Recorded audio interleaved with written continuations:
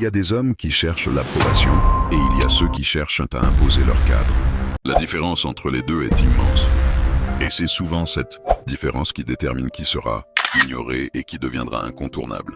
Quand on parle d'Alexis Chance, on ne parle pas simplement d'un créateur de contenu, on parle d'un phénomène social, d'un personnage qui a su transformer une vision du monde en présence, médiatique forte, dérangeante, impossible à ignorer.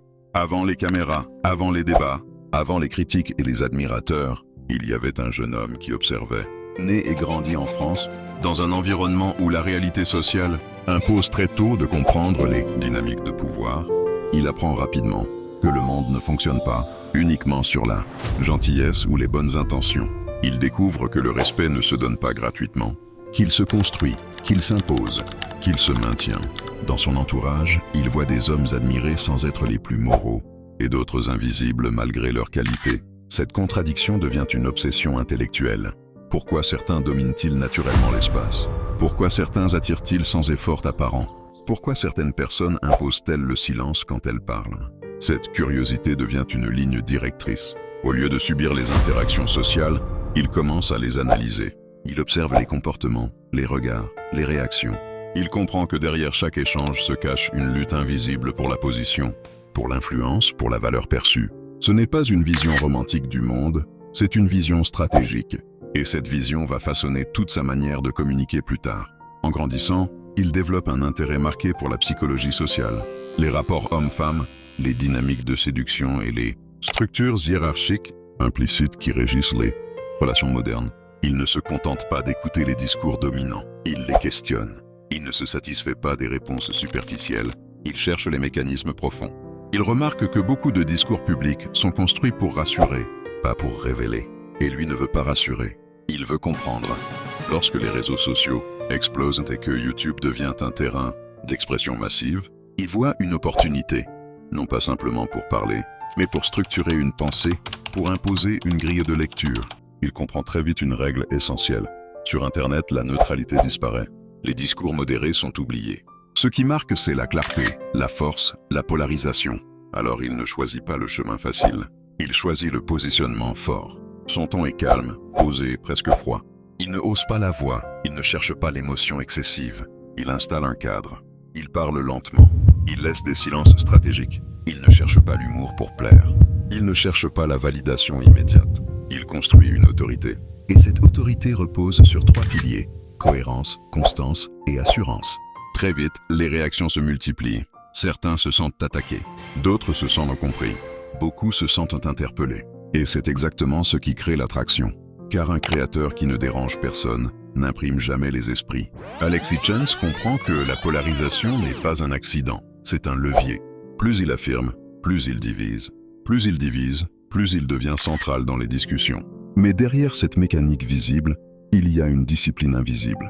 Construire un personnage public demande une maîtrise émotionnelle importante. Chaque mot peut être sorti de son contexte. Chaque phrase peut être utilisée contre vous. Pourtant, il reste aligné avec sa ligne directrice.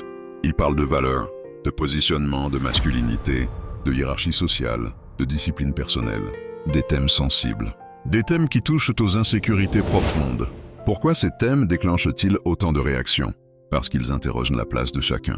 Ils obligent à se positionner. Ils forcent à réfléchir à sa propre valeur, à sa propre posture. Et tout le monde n'est pas prêt à ce miroir. Avec le temps, son nom circule de plus en plus. Les critiques le qualifient de provocateur. Certains vont jusqu'à dire qu'il joue un rôle. Mais c'est justement là que la situation devient intéressante. Car même ceux qui le critiquent participent à son expansion. Dans l'économie de l'attention, l'indifférence est la seule véritable menace. Et l'indifférence, il ne la provoque jamais. Il comprend un principe fondamental. La perception peut être plus puissante que la réalité brute. Si vous contrôlez le cadre dans lequel on vous perçoit, vous contrôlez l'impact de votre message. Alors il maintient son cadre. Il ne court pas après chaque critique. Il ne se justifie pas à l'excès.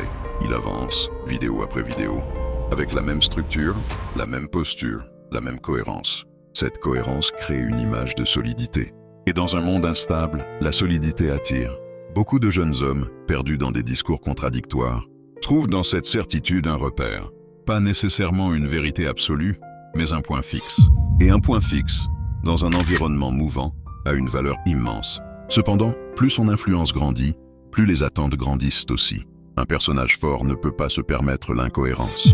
Chaque contradiction serait amplifiée, chaque faiblesse scrutée. La pression augmente, la visibilité augmente. Les débats se multiplient. Son nom devient associé à un style, à une approche, à une manière de voir le monde. Mais une question commence à émerger chez beaucoup d'observateurs.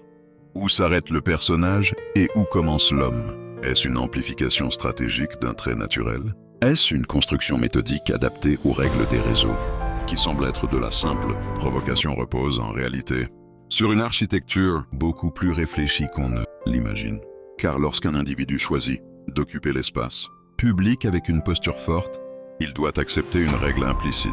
Plus la lumière est intense, plus l'ombre devient visible.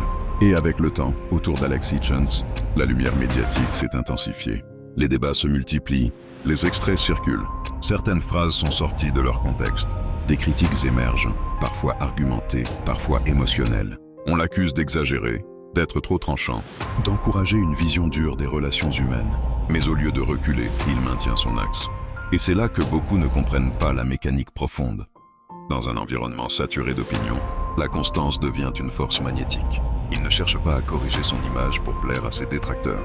Il renforce son message pour consolider son public. Cette stratégie peut paraître risquée, mais elle repose sur une compréhension fine de l'économie de l'attention. Sur Internet, la bataille n'est pas seulement idéologique, elle est cognitive. Celui qui capte l'attention gagne du terrain mental. Et Alex Hitchens capte l'attention parce qu'il installe une tension permanente. Cette tension ne vient pas uniquement du contenu de ses propos, mais de la manière dont il les délivre. Il parle comme quelqu'un qui ne doute pas. Il expose ses idées comme des conclusions, pas comme des hypothèses. Cette posture crée une asymétrie psychologique. Face à une voix assurée, l'auditeur est naturellement poussé soit à adhérer, soit à contester avec énergie. Dans les deux cas, il reste engagé. Mais derrière cette assurance apparente, il y a un travail invisible, celui de la discipline intellectuelle. Maintenir une ligne cohérente sur des années demande une solidité interne. Cela signifie accepter la solitude que peut provoquer un positionnement clivant.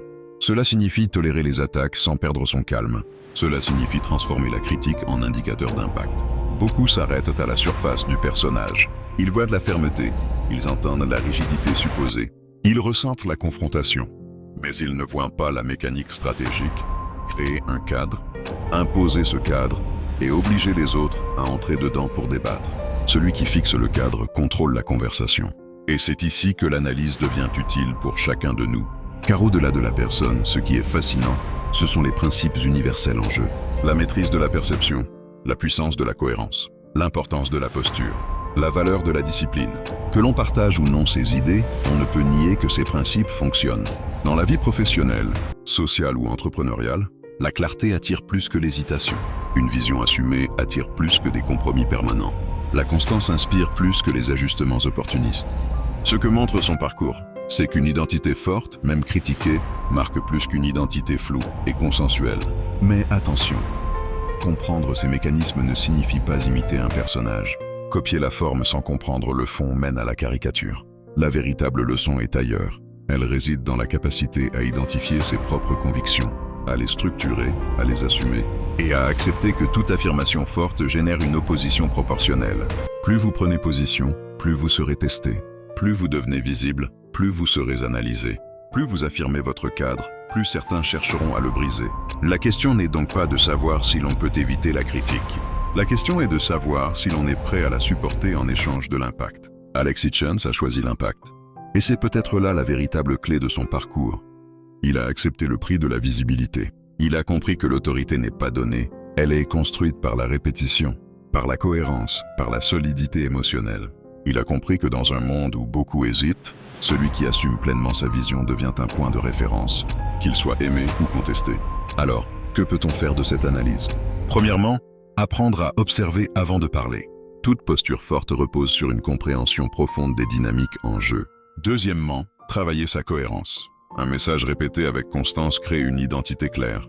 Troisièmement, accepter la polarisation comme un indicateur d'impact et non comme une menace immédiate. Enfin, comprendre que l'influence n'est pas magique. Elle est méthodique. Elle est construite. Elle est entretenue. Si cette exploration t'a permis de voir au-delà de la surface, si elle t'a donné envie de comprendre les mécanismes invisibles derrière les personnalités publiques et d'apprendre à les utiliser intelligemment pour ton propre développement.